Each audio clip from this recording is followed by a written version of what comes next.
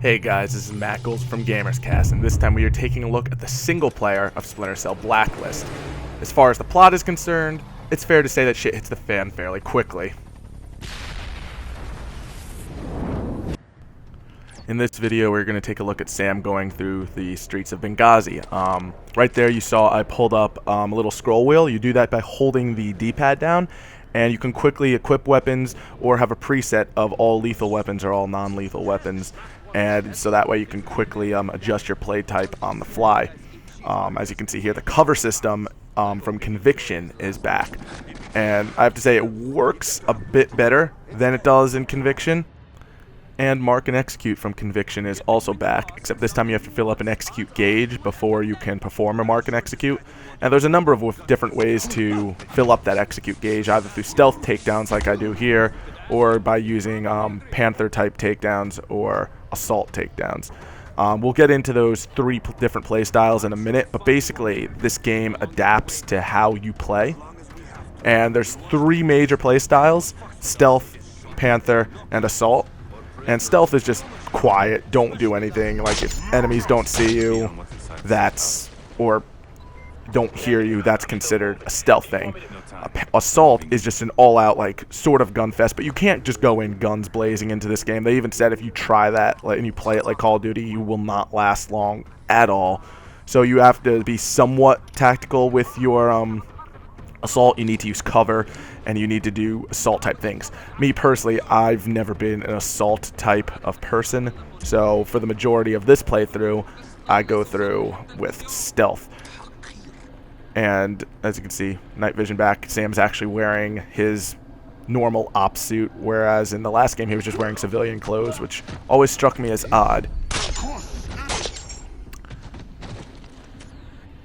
Another great improvement I noticed about Blacklist over Conviction is that in Conviction, I felt like enemies were sort of laid out for you, because in Conviction you just needed to take down one enemy with a melee, and then you could do your Mark and Execute.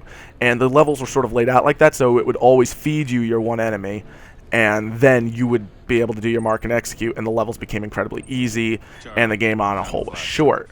They completely changed that in this game, whereas you actually have to lure enemies over and earn your Mark and Executes rather than having the level design just lay it out for you. And we'll see more of that in a bit. Is there a viable stealth approach?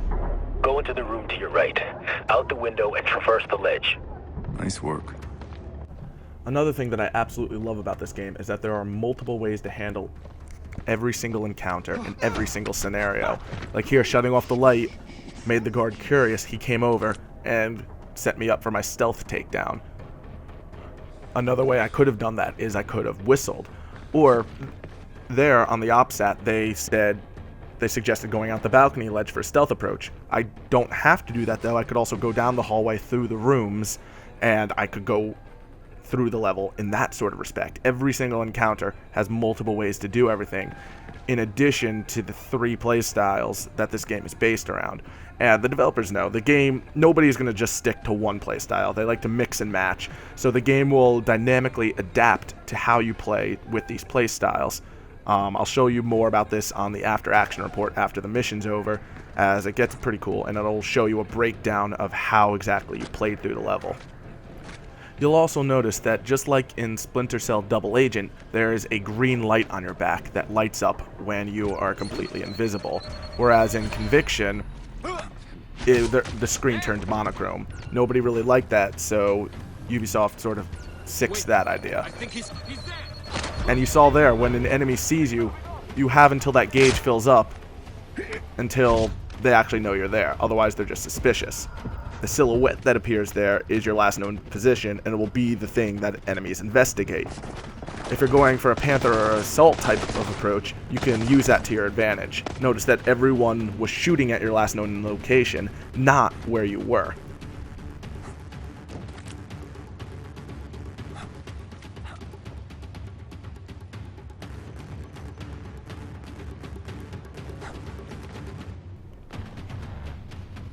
Now you'll notice here that because I'm in active combat right now and was spotted, that's considered a combat takedown despite the fact that he didn't see me prior to it. Whereas if I wanted to go back to doing stealth takedowns, I would need to disappear completely to be credited as it being pure stealth. حاجة تصفر جليها؟ أكيد بس اختار أنت. ستكون فيها حركة. ممكن فيلم كونغ فو. أي حاجة ما عنديش مشكلة. He's right there!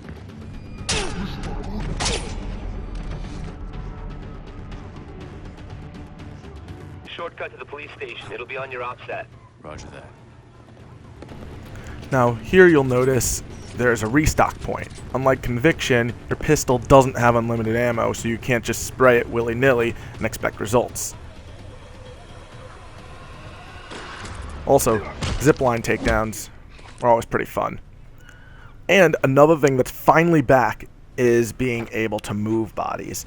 A big thing about Conviction was that after you killed someone, you couldn't move the body or anywhere, so if someone found it, your cover was blown and you were screwed. Didn't make any sense at all. That's finally back, so you can pick up this guy and throw him into the rubbish bin. Nice and easy.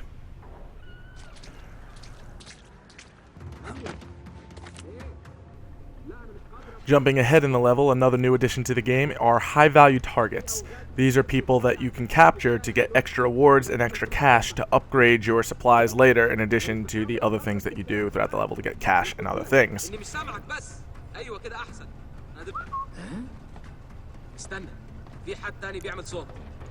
if I recall correctly, I completely butchered this attempt.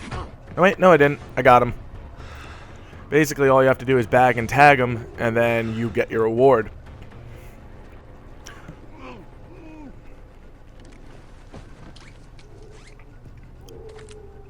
HVT secured. Local authorities are alerted.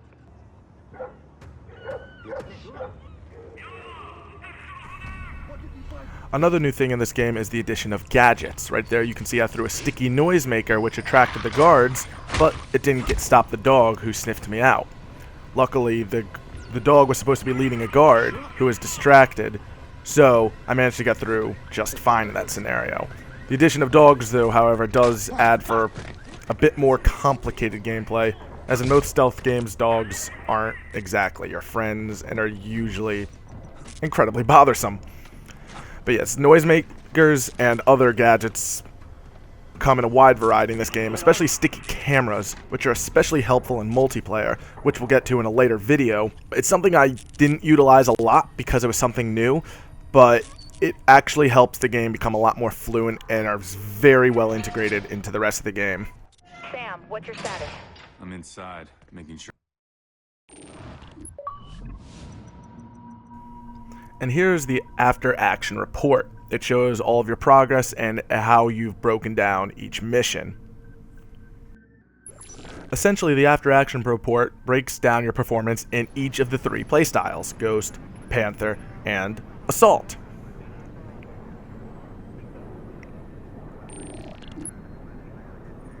As you can see here, I primarily played in the Ghost play type, being primarily stealthy, so it shows my performance here. And by playing in that play type, I unlock weapons and other things available for purchase, which are best suited to the Ghost play type.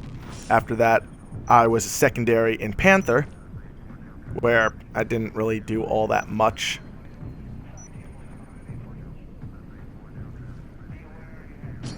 And lastly was the Assault type, which I barely touched whatsoever. Essentially, by these scores and rankings, they give you currency which you can use towards upgrades. This brings us back to the Paladin. The Paladin is essentially your hub world. It's everything. It's where you manage your side quests, your progress, where you go next, your customizations, everything. And everything is managed through the Paladin. It's essentially like your main menu, but because it's part of the game, it makes everything else feel connected and integrated with each other. Like co-op, campaign, everything is all lumped and part of the same viewverse inside of the Paladin. On this screen you can see here, this is where you can customize your character and unlock upgrades using the currency that you have unlocked and the upgrades that you have available based on your playstyle throughout the game. That's really all I want to get into as far as single player goes without going too far into it, because I don't want to ruin the game for you guys.